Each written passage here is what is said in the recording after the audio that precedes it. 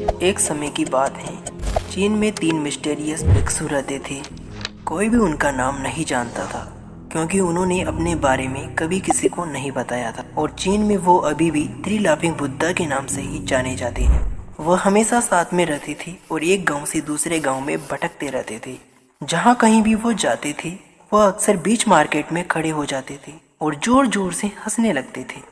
और उन्हें इस तरह हंसता देखकर सब लोग उन्हें देखने लग जाते थे और धीरे धीरे उनके चारों ओर काफी भारी संख्या में लोग इकट्ठा हो जाते थे। वह तीनों इतने आनंद के साथ हंसते थे कि उन्हें हंसता देखकर पूरा गांव ही हंसना शुरू कर देता था और धीरे धीरे पूरा गांव हंसी के सागर में गोते लगाने लग जाता था। इसके बाद वह तीनों इस गांव को छोड़कर दूसरे गांव में चले जाते। न ही तो उन्होंने किसी को कुछ सिखाया था, फिर भी वह तीनों जहां भी जाते थे अपने हंसी के जरिए ऐसा माहौल बना देते थे कि सभी लोग अपने दुख दर्द भूलकर हंसने लग जाते थे। वह हमेशा ही हंसते रहते थे और इसीलिए लोग उन्हें 3 लाफिंग बुद्धा के नाम से भी जानने लग गए थे। उनसे पहले कोई भी इस तरह हंसी नहीं फैला सका था।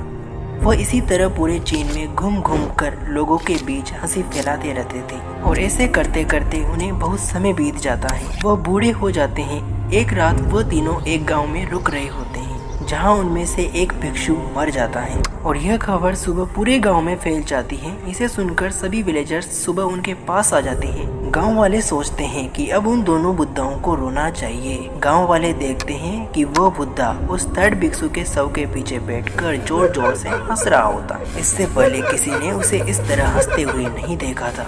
उनमें से कुछ लोग उसे समझाने का प्रयास करते हैं कि वो तुम्हारा दोस्त था और उसकी मौत पर तुम्हें इस प्रकार हंसना नहीं चाहिए। और उस दिन वो फर्स्ट टाइम लोगों से बात करता है और कहता है कि हम हंस रहे हैं क्योंकि यह आज जीत गया है। हम तीनों में एक शर्त लगी थी कि जो भी इंसान हम में से पहले मरेगा उसकी मौत पर हम दोनों जोर जोर से हंसेंगे, न कि रोएंगे। और आज इसने हमें हरा दिया है। वो यह कहकर हंस रहा होता है और कहता है कि इससे बेटर अंतिम विदाई नहीं की जा सकती है इसकी। चीन में शव को अग्नि के हवाले करने से पहले एक प्रथा होती है जिसमें उसे नहलाया जाता है और उसके पुराने कपड़े उतार कर उसे नए कपड़े पहनाए जाते हैं। लेकिन उसकी मौत से पहले वह भिक्षु दोनों साथियों से कहता है कि उसकी मौत के बाद न तो उसे स्नान कराया जाए और न ही उसके कपड़ों को चेंज किया जाए, क्योंकि उसके अनुसार वह कभी गंदा नहीं हुआ था।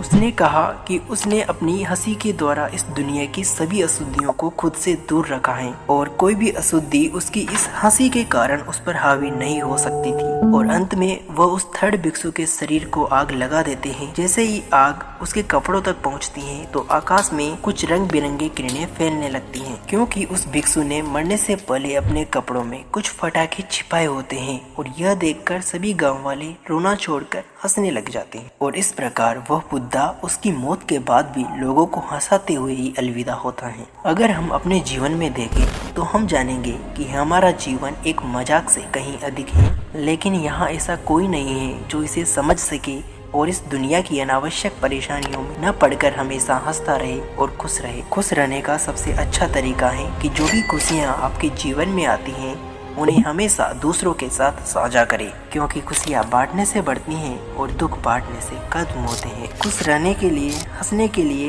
हमें किसी कारण की आवश्यकता नहीं है, क्योंकि हो सकता है हम इस पृथ्वी पर सिर्फ हंसने और खुश रहने के लिए ही आए हैं। हमेशा छोटी छोटी चीजों में खुशियाँ ढूंढिए, क्योंकि छोटी छोटी जीवन की खुशियाँ ही आगे जाकर बड़ी खुशी में बदल जाती हैं। इसलिए जब भी आपके जीवन में थोड़ी सी भी उदासी हो तो उदास होने के बजाय आपको हंसने का प्रयास करना चाहिए, क्योंकि जब भी आप हंसोगे तो आपका जीवन और भी ब्यूटीफुल हो जाएगा और आपको इस दर्द से लड़ने का साहस मिलेगा।